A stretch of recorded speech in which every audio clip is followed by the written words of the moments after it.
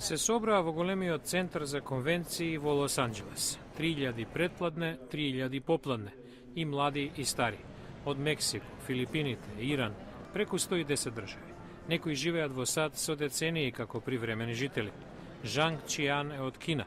Во САД веќе 5 години. Државјанството ти значи да се чувствувам како дел од оваа земја. Почестена сум, возбудена.